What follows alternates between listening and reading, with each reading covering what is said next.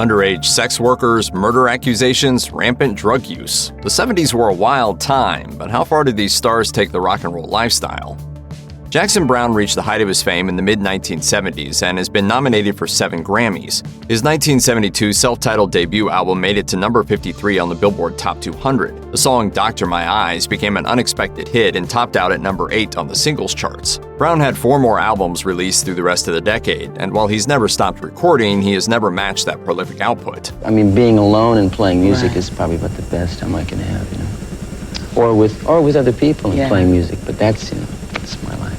While he had success with his guitar, he found trouble in love and had serious accusations leveled against him by at least one former partner. Following his split from Hollywood actor Daryl Hannah in 1992, Browne was hit with allegations that he had been abusive toward her. The accusations followed Browne for years, but the artist eventually prevailed in a defamation suit in 2003, putting to rest the long-standing rumors. A statement read from Browne following the suit: "I never assaulted Daryl Hannah, and this fact was confirmed by the investigation conducted at the time by the Santa Monica Police Department." As a result, both a TV movie released by 20th Century Fox and a VH1 documentary were re-edited to remove scenes which had alluded to the abuse. Though the Allman Brothers struggled to chart in their first couple of years, the band had a breakout success with At Fillmore East, a double live album released in 1971, turning them from underground rockers to influential stars. Rounding out the group after the pair of siblings Greg and Dwayne Allman were bass guitarist Barry Oakley, percussionist Butch Trucks and J-Mo Johansson, and guitarist Dickey Betts. The rock icons went on to release 12 studio albums and even more live albums. As with most musicians in the 1970s, members of the group were heavily involved in drug use, but that's not what earns Betts a spot on this list. Instead, it's his arrest for trespassing and indecent acts while at a strip club in Sarasota, Florida. As a report stated in the Tampa Bay Times, Betts was accused of acting obscenely at the club. Though as a legendary rocker, you might think this incident occurred while on tour in the 1970s. It instead occurred in 1997 when Betts was 53 years old. According to the report, Betts refused to leave the establishment and was arrested. He was later released after being fingerprinted and photographed by Sarasota County Police. A mix of jazz, pop, blues, and rhythm and blues, the 70s rock group Steely Dan was formed by Walter Becker and Donald Fagen, with some of their hits including Do It Again and Dirty Work off of their debut album. They'd survive a decade-plus hiatus throughout the 1980s and into the 90s, during which Fagen would go solo, releasing a pair of his own albums. As a part of Steely Dan, Fagen would be elected to the Rock and Roll Hall of Fame in 2001. He would, however, also find himself running afoul of the law and his partner after being accused of and charged with domestic assault against his wife Libby Titus in 2016. Police reports indicate that Fagen was alleged to have violently pushed his wife into a window and knocked her to the ground during an altercation in their Manhattan apartment. The criminal complaint against Fagen stated that Titus suffered significant injuries, including bruising and swelling to her right arm, as well as substantial pain. Just a few days following the incident, however, it was reported that Fagen and Titus had reconciled.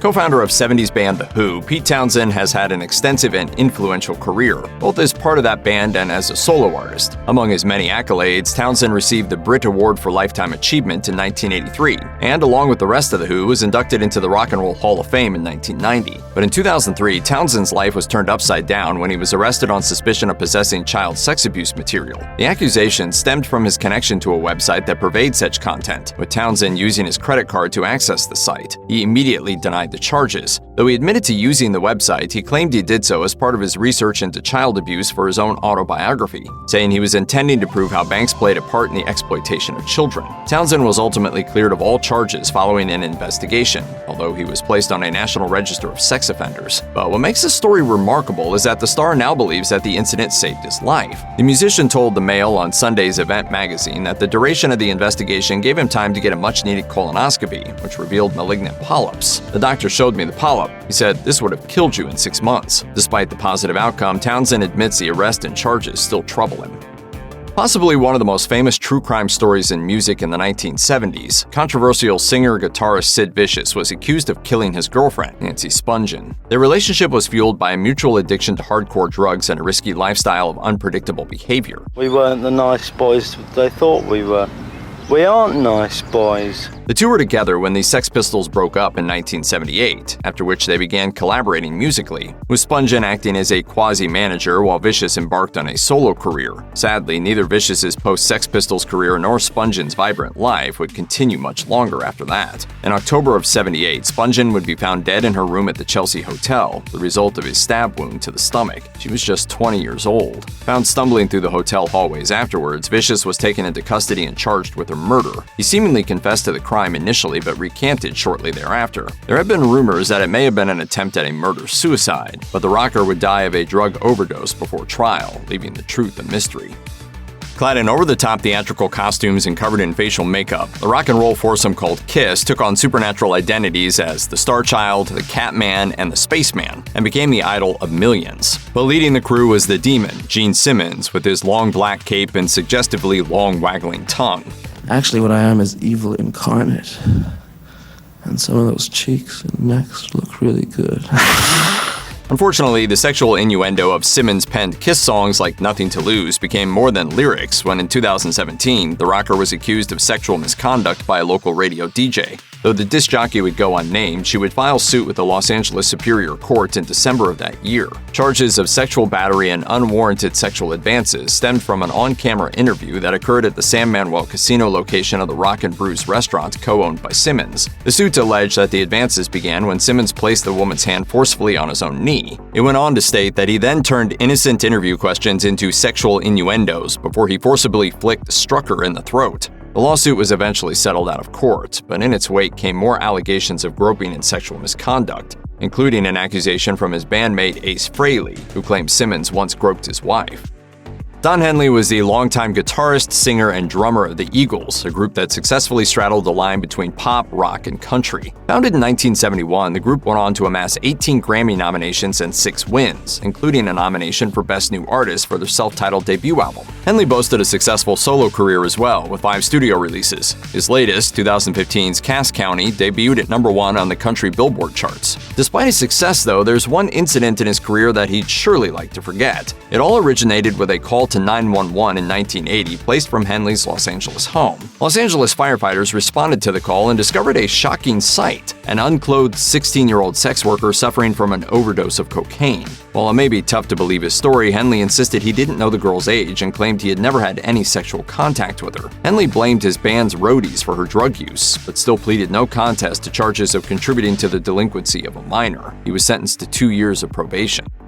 One of the original Isley Brothers trio that also included his brothers O'Kelly and Rudy, Ronald Isley would welcome many other members of the family into and out of the group over the years. Though they entertained audiences with Motown and doo-wop inspired tunes as early as the 1950s, the Isley Brothers found further success in the 70s when they began mixing rock and roll and funk into their repertoire. As lead singer Ronald is also the only Isley brother to be a part of the group for their entire lifetime, from their 1959 album Shout right up until 2022's Make Me Say It Again Girl. His tremendous success with the group led to legal troubles, though, as he amassed a small fortune in earnings from his musical career and wanted to make sure he kept every cent of it. Ronald was brought to trial for tax evasion, with $3.1 million in back taxes unpaid and still owed to the Internal Revenue Service. In 2006, he was sentenced to 3 years and 1 month in prison for his financial crime. Ronald's attorney pleaded for a reduced sentence due to the artist's deteriorating health following a stroke. The judge wasn't convinced. In 2010, Ronald was released from prison and immediately began recording again, with the album Mr. I dropping in November of that year. As talented and popular as Ike Turner was in the 1970s, dangerous habits and bad behavior caused legal problems throughout much of his career. Along with his wife, Tina Turner, Ike was part of one of the most popular double acts of their day. Together, they were the Ike and Tina Turner Review, but in 1976, it all came crashing down, thanks entirely to Ike Turner's abuse and unpredictable drug use. Then there came the drugs, and it just got crazier and crazier. After years of violent outbursts aimed squarely at his wife, a fight in Dallas finally prompted Tina to flee from him. Over the years, Tina Turner would discuss in great detail the abuse she endured while in her relationship with Ike, including broken bones from physical altercations and fights that left her battered, bruised, and bloody. Ike Turner's troubles didn't end after Tina left, however, with additional drug charges coming in 1985. He would ultimately die of a cocaine overdose in 2007. Frontman of the pioneering heavy metal group Black Sabbath throughout the 1970s, Ozzy Osbourne had arguably his biggest career moments in that decade. Known for his wild personality and even wilder onstage persona, he's also had his share of run-ins with the law. Arrested in 1984 in Memphis for public drunkenness, and again in 1989 for attempting to kill his wife Sharon Osbourne while in a drug-fueled haze, his most well-known run-in with the law came in Texas in 1982. According to Rolling Stone, while visiting San Antonio for a concert in February of that year, Ozzy was caught urinating at a monument near the famous Alamo landmark and was subsequently arrested and jailed for public intoxication and urination. Look what I'm doing to the United States of America, man. I'm a public threat. Thankfully for his thousands of fans who came to the city to see him perform, Ozzy was able to make bail and play the gig at the Hemisphere Arena. Banned from the state for a decade, he would eventually be pardoned for the offense after donating to a local charity. And in 2015, he made an emotional visit back to the site of his famous failure. Trailblazing funk legend George Clinton came to fame in the 1970s as the leader of the iconoclastic Parliament, as well as founder of the psychedelic funk rock group Funkadelic. Over the years, his collective of rotating musicians became known as Parliament Funkadelic, and Clinton has become widely known as the Prime Minister of Funk. With the ability to blend disparate musical styles together, Clinton was an industry outsider who managed to forge a legacy in the genre matched by few others, and his style and influence in music and fashion cannot be understated. But as the foremost artist working in the psychedelic genre, it should come as no surprise that Clinton was mixed up in the drug scene from the very beginning. He faced serious charges in different incidents throughout his career, but at least one of those charges led to consequences. As reported by the Los Angeles Times, in 2003 he was arrested for drug possession when officers found him in his car with a large quantity of cocaine and other drug paraphernalia. Clinton voluntarily admitted what he had on him and pleaded no contest. He was handed down a sentence of 200 hours of community service and 2 years of probation. As part of the pioneering folk rock group Crosby, Stills, Nash & Young, David Crosby had quite the musical career, but also a controversial personal life. While he and Stephen Stills, Graham Nash, and Neil Young were lighting up the airwaves with hits like Our House, Crosby himself was battling drug problems, particularly a cocaine addiction. In 1982, however, things became more serious when he was arrested on drug and weapons charges at a Dallas nightclub for possession of a handgun and use of cocaine. After failing a stint in rehab as part of a plea deal, he was sentenced to 5 years in prison, though he was ultimately released on parole after just 5 months. Any place else in the country, I would have been dismissed and not even brought to trial. Unfortunately, his drug problems and legal issues returned to haunt him. In March of 2004, Crosby was taken into custody at his Times Square hotel in New York City after playing a show in Wayne, New Jersey. Apparently, Crosby had left behind an incriminating piece of luggage that contained not just drugs, in this case marijuana and associated paraphernalia, but also a loaded .45 caliber handgun. Crosby pled guilty this time and received a fine. Kiss became a quintessential 1970s arena rock band thanks to a unique hook. Its members took on the personas of mythical characters, donning costumes and wearing makeup. Alongside Paul Stanley, Gene Simmons, and Peter Criss, Ace Frehley played lead guitar on Kiss rockers like Detroit Rock City, Rock and Roll All Night, and Plastercaster. According to Guitar World, Stanley and Simmons fired Frehley from Kiss in the early 1980s for his unreliability, brought on by substance abuse. In May 1983, Frehley was driving his DeLorean in White Plains, New York, when he got involved in a small wreck. As he argued with the driver of the other vehicle, police arrived, prompting Frehley to flee. A high-speed pursuit ensued, during which Frehley reached speeds of 90 miles per hour, nicking other cars along the way, then drove around a roadblock before he abandoned the car and was arrested while on foot. Frehley was charged with drunken and reckless driving, and after entering a guilty plea was sentenced to 5 years of probation. 2 years after that incident, Frehley was arrested again. He and his wife Jeanette were charged with criminal possession of forged instruments after they were caught allegedly attempting to buy a controlled substance with a phony prescription. The Steve Miller Band's Greatest Hits 1974 to 1978 is one of the best-selling albums of all time, with more than 15 million copies purchased. The group, led and fronted by San Francisco guitarist and singer Steve Miller, still dominates classic rock radio, with well-known blues-inflected 70s standards like Take the Money and Run and Fly Like an Eagle. But it hasn't exactly been smooth sailing. On his 29th birthday in 1972, according to Rolling Stone, Miller drank 2 bottles of wine, then hit a Dallas bar for scotch. Later that night, he was arrested in the Dallas suburb of Highland Park for public intoxication and prowling. Then in April 1975, police responded to a call at Miller's house and found a large fire burning. Its contents? The clothing and possessions of Miller's friend, Benita Diorio. Miller was reportedly responsible for the bonfire. When confronted by police, Miller got into an altercation and was booked on a charge of resisting arrest. All charges were later dropped. The Clash helped usher in the age of punk rock in the late 1970s. Highly political with lyrics heavily critical of institutions, the UK band would bring in reggae, dance, and disco elements to round out their sound, reflecting a commitment to being a mouthpiece of Britain's disaffected youth. In 1978, according to Chris Solevich's Redemption song, The Clash played a show at the Apollo Theatre in Glasgow, Scotland. The punk band put on a charged performance that agitated the audience to the point where bouncers and security guards allegedly roughed up some fans. Frontman Joe Strummer witnessed the violence and got so mad that he ended the band's performance and left the stage. At that point, other fans confronted Strummer and took him to task for not doing more to stop the bouncer attacks. According to Clash member Mick Jones, he was so angry he smashed a bottle and was immediately jumped on by plainclothes policemen. 2 years later, Strummer would be arrested for another violent concert incident. While playing a show in Hamburg, Germany, several fans stormed the stage and attempted to grab the microphone to accuse the Clash of selling out. Strummer grew so incensed that he struck one fan in the head with his guitar. He was arrested and charged with assault. Big-voiced and soulful, Boz Scaggs injected some musical flavor into the guitar-based mainstream rock of the 1970s. An early member of the Steve Miller Band, Scaggs went solo and incorporated blues, jazz, R&B, and horns into pop rock, scoring big hits in the process, with Lido Shuffle and Lowdown, as well as the multi-platinum disco-adjacent LP Silk Degrees.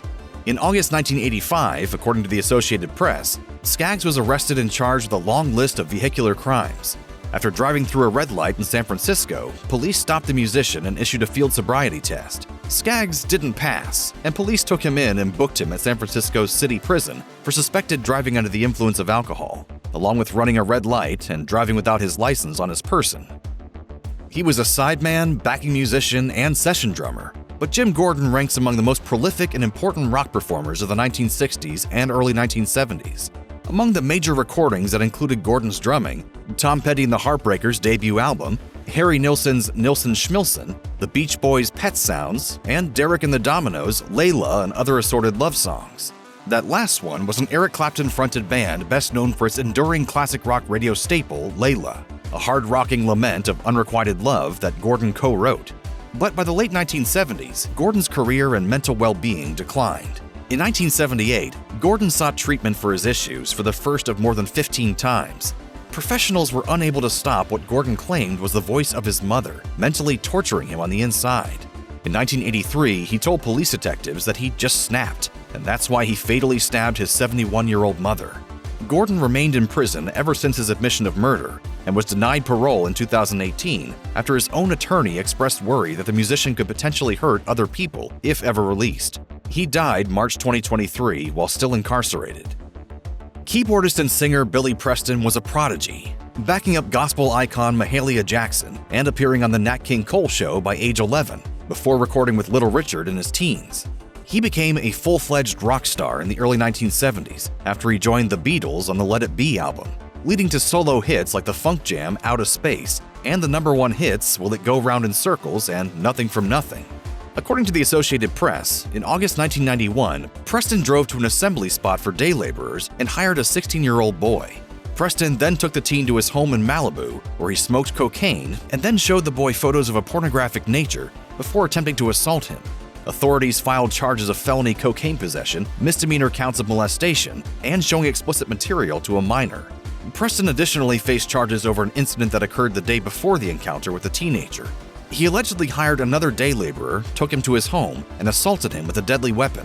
Preston entered a no-contest plea to some of the drug and assault charges as part of a deal, and the sexual crime charges were dismissed. Preston received a sentence of 9 months in a drug rehab center and 3 months of house arrest.